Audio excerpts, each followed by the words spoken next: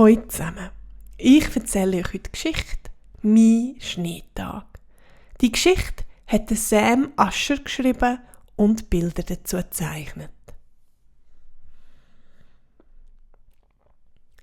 Wo ich heute verwacht bin, war alles weiss und es hat immer noch geschniet.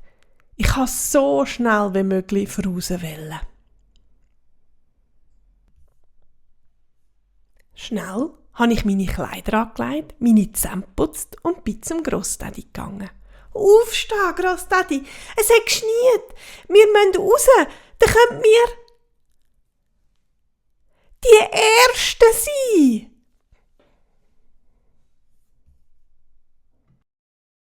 Aber der Grossdaddy wollte noch zuerst duschen. «Mach schnell!» habe ich gerufen. «Denk an den Schnee!» «Denk du an die Schal», hat der Grossdaddy aus dem Bad gerufen. Spät.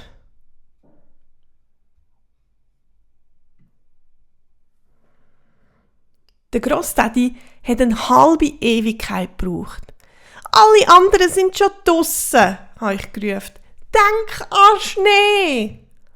«Und du denkst an deine Kappe», hat der Grossdaddy gerufen.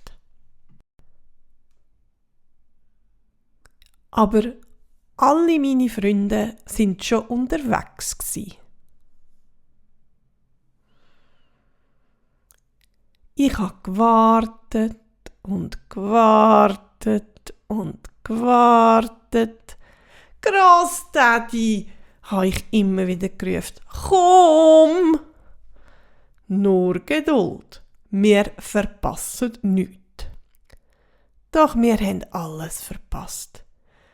«Bitte, Grossdaddy, die halbe Nachbarschaft ist schon draussen.»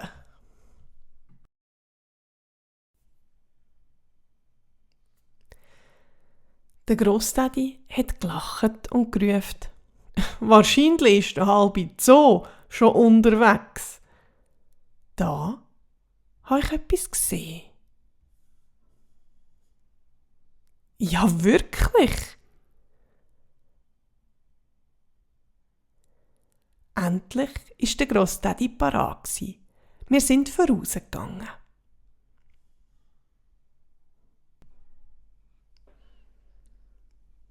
Endlich konnte ich mit allen spielen. Mit dem Grossdaddy und mit dem halben Zoo. Der Grossdaddy hat mit 6 Schneebällen im Vorsprung gewonnen. Er hat fast nicht mehr aufhören. Manchmal lohnt es sich doch, ein bisschen Geduld zu haben, hat der Grossdaddy später gesagt.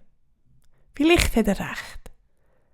Aber wichtiger ist, dass es morgen wieder Schnee wird. Das war die Geschichte «Mein Schneetag». Ich hoffe, sie hat euch gefallen. Bis gleich wieder. Tschüss!